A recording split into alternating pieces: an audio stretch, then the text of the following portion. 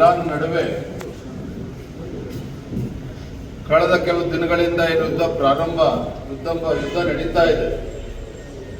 ಇದರ ಪರಿಣಾಮ ಅಂತಾರಾಷ್ಟ್ರೀಯ ಮಟ್ಟದಲ್ಲಿ ತೈಲ ಬೆಲೆ ಇವತ್ತು ಹೆಚ್ಚಾಗ್ತಾ ಇರುವಂಥದ್ದು. ಅಮೆರಿಕ, ಆಸ್ಟ್ರೇಲಿಯಾ, ಬೇರೆ ಬೇರೆ ದೇಶಗಳಲ್ಲಿ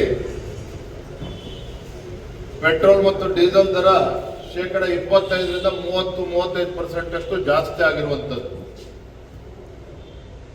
ಆದರೆ ನಮ್ಮ ದೇಶದಲ್ಲಿ ಪ್ರಧಾನಮಂತ್ರಿ ನರೇಂದ್ರ ಮೋದಿಜಿಯವರ ಒಂದು ನಿರ್ಧಾರದಿಂದ ಪೆಟ್ರೋಲ್ ಮೇಲೆ 10 ರೂಪಾಯಿ ಅಬಕಾರಿ ಸುಂಕವನ್ನ, ಎಕ್ಸೈಸ್ ಡ್ಯೂಟಿನ ಕಡಿಮೆ ಮಾಡಿರುವಂಥದ್ದು. ಡೀಸೆಲ್ ಮೇಲೂ ಕೂಡ 10 ರೂಪಾಯಿ ಎಕ್ಸೈಸ್ ಡ್ಯೂಟಿ ಕಡಿಮೆ ಮಾಡಿರುವಂಥದ್ದು.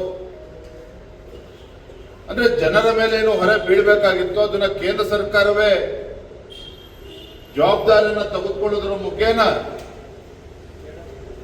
ನರೇಂದ್ರ ಮೋದಿಜಿಯವರು ಈ ದೇಶದ ಸಾಮಾನ್ಯ ಜನರ ಪರವಾಗಿ ಒಂದು ದೃಢ ನಿರ್ಧಾರವನ್ನ ತೆಗೆದುಕೊಂಡಿದ್ದಾರೆ.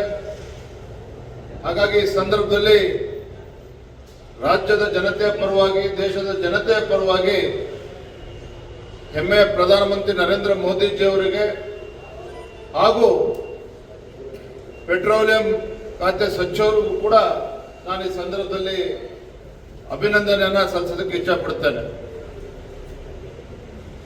ನಮ್ಮ ರಾಜ್ಯದಲ್ಲಿ ಮಾತೆತ್ತಿದ್ರೆ ಕಾಂಗ್ರೆಸ್ನವರು ಈ ಸರ್ಕಾರ ಕೇಂದ್ರ ಸರ್ಕಾರವನ್ನು ಟೀಕೆ ಮಾಡೋದ್ರಲ್ಲೇನೆ 3 ವರ್ಷಗಳ ಕಾಲಹರಣ ಮಾಡಿದ್ದಾರೆ.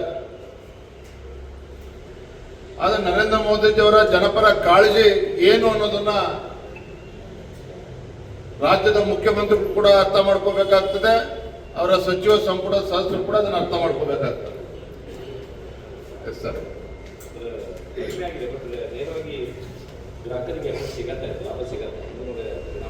ಅದಕ್ಕೇನು ಹೇಳಿದೆ, ಬೇರೆ ಬೇರೆ ದೇಶಗಳಲ್ಲಿ ಅಮೆರಿಕ ಇರ್ಬೋದು, ಆಸ್ಟ್ರೇಲಿಯಾ ಇರ್ಬೋದು, 25%, 30%, 35% ಜನರ ಮೇಲೆ ಹೊರ ಬೀಳ್ತಾ ಇದೆ. ಅಂದ್ರೆ ಕೇಂದ್ರ ಸರ್ಕಾರದ ನಿರ್ಧಾರದಿಂದ ಅಬಕಾರಿ ಸುಂಕ ಕಡಿಮೆ ಮಾಡಿರೋದ್ರಿಂದ ಬಹುಶಃ ಜಗತ್ತಿನ ಯಾವುದೇ ರಾಷ್ಟ್ರಗಳು ಈ ರೀತಿ ಕಡಿಮೆ ಮಾಡಿರೋದಕ್ಕೆ ಸಾಧ್ಯ ಇಲ್ಲ. ಅಂತ ದೃಢ ನಿರ್ಧಾರವನ್ನು ಪ್ರಧಾನಮಂತ್ರಿಗಳು ಮಾಡಿರುವಂಥದ್ದು ಸ್ವಾಗತ ಮಾಡ್ತಾರೆ. ಕೇಂದ್ರ ಸರ್ಕಾರ ವೈಫಲ್ಯ ಆಗಿದೆ, ಈ ಒಂದು ಕ್ರೈಸಿಸ್ ಅನ್ನು ನಿಭಾಯಿಸುವಲ್ಲಿ ಅಂತಾನೆ ಟೀಕೆ ಮಾಡ್ತಾರೆ ಕಾಂಗ್ರೆಸ್. ಒಬ್ಬ ಕಾಂಗ್ರೆಸ್ನವರು ತಮ್ಮ ವೈಫಲ್ಯಗಳನ್ನ ಮುಚ್ಚಿ ಹಾಕೊಳ್ತಕ್ಕಂಥ ಸಲುವಾಗಿ ಬೇರೆಯವ್ರ ಮೇಲೆ ಗೂಬೆ ಕುರ್ಸಕ್ಕಂತ ಒಂದು ಚಟ ಚಾಳೆ ಮುಂಚಿನಿಂದ ಕೂಡ ಬಂದಿದೆ. ಯಾವತ್ತೂ ಕೂಡ ಕೇಂದ್ರ ಸರ್ಕಾರವನ್ನು ದೂರ್ಕೊಂಡೇನೆ ತಮ್ಮ 3 ವರ್ಷ ಅವಧಿಯನ್ನು ಇವತ್ತು ಮುಖ್ಯಮಂತ್ರಿ ಕೂಡ ಮುಗಿಸ್ತಾ ಇರುವಂಥದ್ದು. ಅದು ಬಿಟ್ರೆ ಏನು ಸಾಧನೆ ಮಾಡಿದ್ದಾರೆ ಇವತ್ತು? ಕಳೆದ 3 ವರ್ಷದ ಕಾಂಗ್ರೆಸ್ ಸರ್ಕಾರದ ಸಾಧನೆ ಏನು ಇವತ್ತು ಜನ ಇವತ್ತು ಪ್ರಶ್ನೆ ಮಾಡ್ತಾ ಇದ್ದಾರೆ. ಟಿಕೆಟ್ ವಿಚಾರವಾಗಿ ವೈದ್ಯಪ್ರಕಾಶ್ ಅವರು ಪ್ರಶ್ನೆ ಹಾಕಿದ್ರು ಸೆಷನ್ನಲ್ಲಿ. ಅದು ಇವಾಗ ಸಾರ್ವಜನಿಕ ವಲಯದಲ್ಲಿ ದೊಡ್ಡ ಮಟ್ಟದಲ್ಲಿ ವ್ಯಾಪಕ ಪಕ್ಷಾತೀತವಾಗಿ ಶಾಸಕರಿಗೆ ಟಿಕೆಟ್ ತರಬೇಕು ನಾನು ನಿನ್ನೆ ಆಡಳಿತ ಪಕ್ಷದ ಶಾಸಕರು, ವಿರೋಧ ಪಕ್ಷದ ಶಾಸಕರ ಹೇಳಿಕೆಗಳನ್ನು ಗಮನಿಸಿದ್ದೇನೆ. ವೈಯಕ್ತಿಕವಾಗಿ ನಾನು ಅದನ್ನು ಒಪ್ಪೋದಿಲ್ಲ, ಅವ್ರ ಹೇಳಿಕೆಗಳನ್ನು. ಇವತ್ತು ರಾಜಕಾರಣಿಗಳು ಅಂತ ಹೇಳಿದ್ರೆ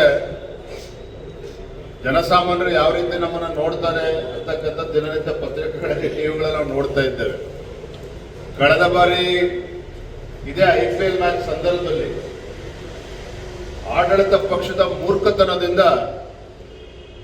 11 ಜನ ಮುಗ್ಧರು ಪ್ರಾಣವನ್ನ ಕಳೆದುಕೊಂಡ್ರು.